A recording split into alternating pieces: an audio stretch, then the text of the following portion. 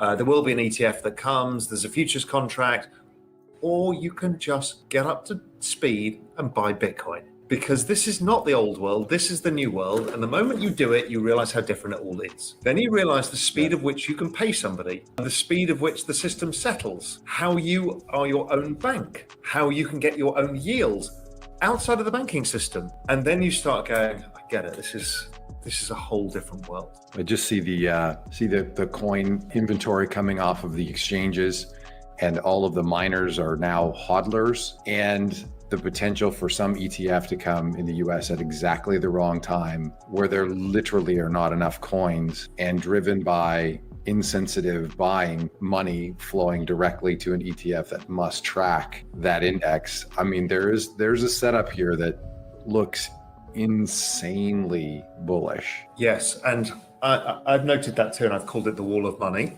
You know, there is no supply. The only supply actually in the market, to be truthful, is there's a couple of the big funds that rebalance at month end and quarter end, because that's what institutions do, and that's new for this space. And basically it's the day traders being stopped out or being, cleared out of inventory, because there's no actual supply. And you're putting these elephants into the bathtub like BlackRock.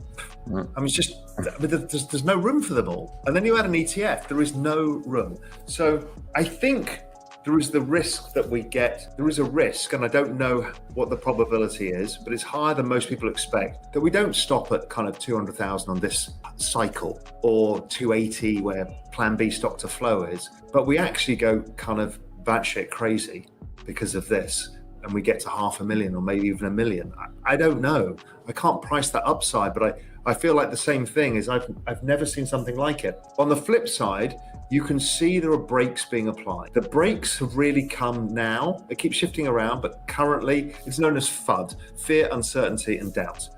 Right, and you hear this a lot because people are finding it very hard to catch up with the fact there's a parallel financial system being built. So people are cynical by nature.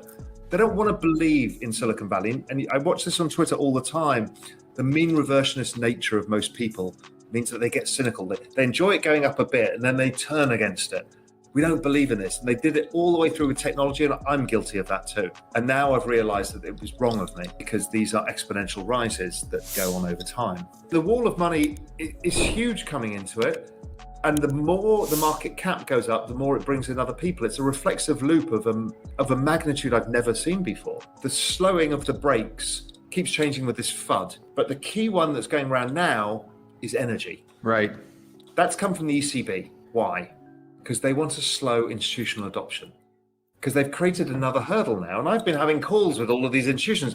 So now we need to prove that it's worthy of our ESG mandate. Right. Reality is actually driving a green tech revolution. That the richest man in Norway, has just set up a hydro plant to mine Bitcoin, and it's driving actually electricity costs down around the world. So it's a wrong narrative, but it's yet another FUD narrative that we all have to stand up and fight for if we believe in this space. And we've gone through so many of these, it doesn't stop, because what is at stake is the very system of money itself. I'm not saying it in the kind of anarchist way of we're all going to have a new currency and Bitcoin's the currency of the world.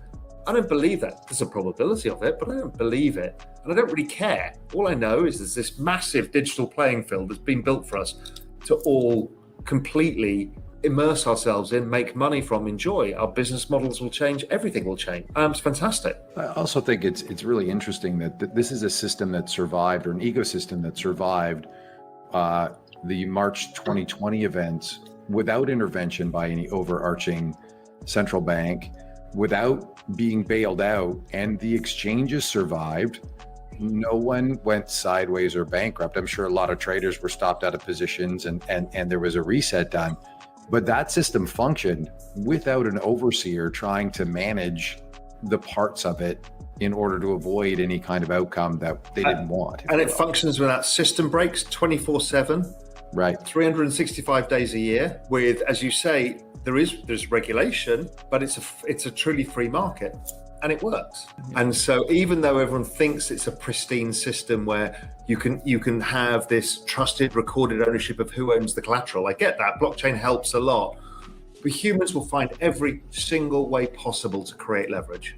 Yeah. And we will screw it up again because we've done it to Yeah, everything, including the gold standard had plenty of leverage, blew it all up. We're going to have the way it NFT CLOs for sure. Of course we will. Couple of weeks. CLO squared CLO squared. NFTs Yeah.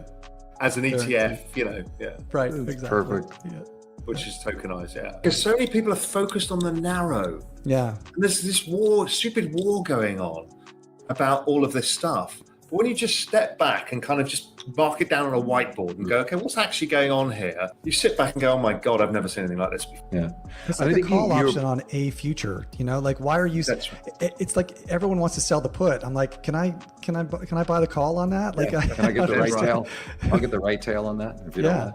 Exactly right. And I call it that, a call option on the future. That's as simple as that. Yeah. Well, I also like the way that so you convey the idea over and over again that we truly don't know. When the internet came to be and started getting some adoption and popularity in 95 and 96, you didn't know Netscape, Ask Jeeves, Google, what was going to win, how it was going to change, what Amazon would become. You can't know that.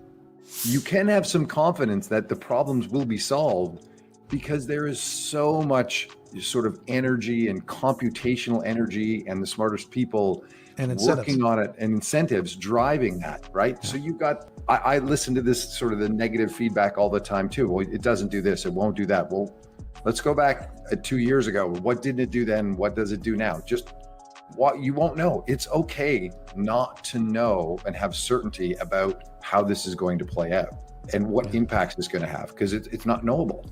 But you should revel in that, because Agreed. What a beautiful puzzle to solve, and to watch a film that you don't know where it's going to end. Right? It's magic. It's not. It gives us something different, right? Most of us are pretty bored with being pessimistic about this whole thing. But about the financial markets, right? Yeah. We've all been pretty pessimistic since 2000, because those of us who pay attention to the macro saw where this is all going, and we've all been pessimistic. And here is the chance to just say, forget all of that. It's over here. Let's just be optimists. Let's buy the call and not keep buying puts. Yeah. Love that. I think that's a great place to end, because I think we're all, you and I are around the same age. Like, we're sort of bitter Gen Xers, right? Coming in to our own in 2000 and always seeing the bear case. And I totally agree. Here's something that is actually exciting and new.